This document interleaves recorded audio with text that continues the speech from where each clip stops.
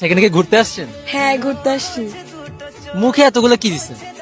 মুখে এতগুলা যা দেওয়ার তা দিছি, মেয়েরা কি দেয় আপনি জানেন না।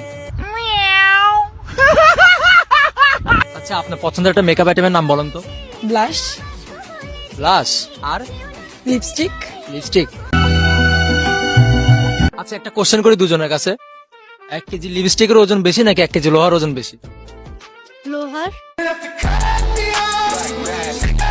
লোহার কিভাবে?